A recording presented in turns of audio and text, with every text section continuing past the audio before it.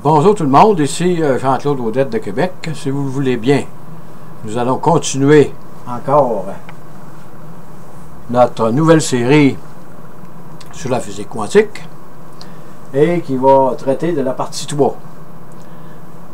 Dans les deux premières vidéos, nous avons vu que Boltzmann se situait avec une énergie discontinue, une énergie continue, tandis que Planck tombait dans le domaine de l'énergie discontinue, qui est la propriété quantique la plus importante de la physique quantique.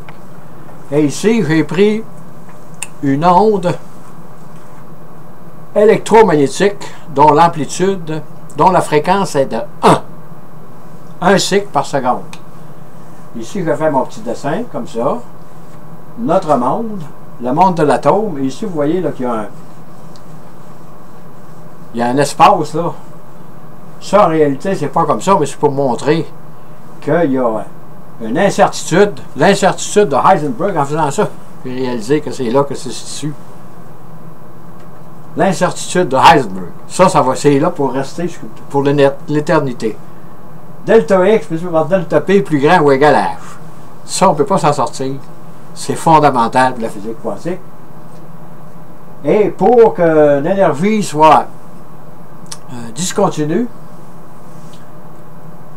si je prends la constante de Planck, multipliée par F sa fréquence, H multiplié par 1 va donner H, et H, la constante de Planck, va devenir l'amplitude de l'onde électromagnétique. Et c'est l'amplitude, ça. H, c'est très, très, très petit. Mais nous allons continuer.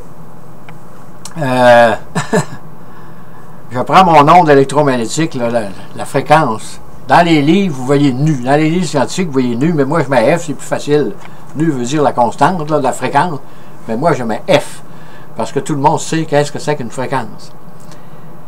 Et comme je le disais, la constante de Planck devient l'amplitude de l'onde électromagnétique dont le cycle est de 1 par seconde. Et somme toute, lorsqu'on est rendu là, voyez-vous, c'est là que se forme le quantum. Autrement dit, le H de la physique quantique. Le passage de l'énergie continue à discontinue se fait à l'intérieur de l'incertitude de Heisenberg. Et ça, on ne peut pas s'en sortir, comme on disait. Et cette énergie discontinue, tant que le quantum H n'est pas réalisé, la constante H, qui est l'amplitude de l'onde, nous sommes dans le domaine de l'incertitude. Nous ne sommes plus dans le domaine du continu et nous ne sommes pas encore dans le domaine du discontinu parce que la constante H de Planck n'est pas encore complétée sa formation à l'aide de l'énergie qu'on va aller chercher dans le continu. Et si vous regardez ça, vous voyez que c'est très très élémentaire d'expliquer le quantum. Comment ça se fait qu'il y a des quantums dans la physique quantique, dans c'est la façon dont les atomes traitent l'énergie de continu à discontinu. Et on voit que sans le H ici, il ne peut pas y avoir d'onde électromagnétique, c'est impossible. La constante de Planck n'est pas formée. Et plus le HF va être grand, plus l'amplitude de l'onde électromagnétique va être élevée. Et autrement dit, plus les cycles vont se rapprocher.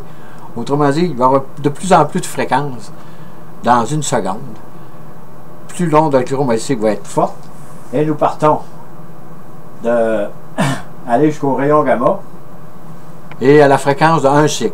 Donc, les ondes électromagnétiques commencent par 1 cycle par seconde pour se rendre jusqu'au rayon gamma. Vous ne pouvez pas avoir un demi-cycle par seconde, c'est impossible, l'onde ne peut pas fonctionner. Et à ce moment-là, quand vous avez déterminé le H, à ce moment-là, vous réalisez la fonction de base, la fréquence de base de l'onde électromagnétique dont l'amplitude est H. On peut comprendre les physiciens des années 1900 quand ils étudiaient le corps noir, les ondes électromagnétiques, et quand Albert Einstein avait émis que le photon de lumière peut créer un courant électrique, ce sont des fréquences beaucoup plus élevées. Ça, c'est des très très basses fréquences, là. C'est le plus bas possible. À ce moment-là, la physique quantique des années 20 n'était pas dans cette gamme des ondes électromagnétiques-là, mais elles existent. Elles sont là, mais nous ne pouvons pas les percevoir parce qu'elles sont de trop faible intensité et l'amplitude est beaucoup trop longue. Et c'est l'explication de la formation du quantum minimum d'énergie. Il faut que ça vienne de quelque part, ça, ce H-là. Hein? Et, comme on dit en canadien, l'argent ne pousse pas dans les arbres. Ça veut dire que le H de Planck, c'est une énergie des joules par seconde. Et si vous multipliez par le cycle, ça devient des joules. C'est un petit paquet d'énergie qui est égal à H. Et de cette façon, on peut expliquer facilement le quantum, mais je n'ai jamais vu, je n'ai pas vu dans aucun livre là, cette explication-là. Ça, je n'ai jamais vu ça nulle part. Et comme je le disais, c'est la suite du vidéo que j'ai fait, là, où est-elle dans l'univers, parce que ça me tracassait énormément.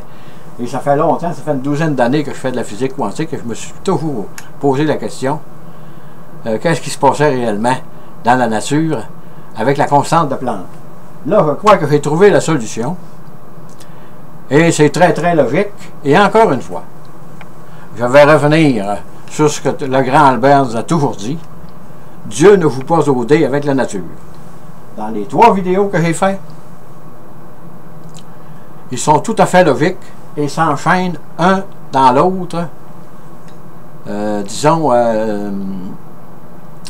pas sans probabilité, là. C'est sûr qu'il y a des probabilités constantes de Boltzmann, là, mais ça, c'est des choses réelles.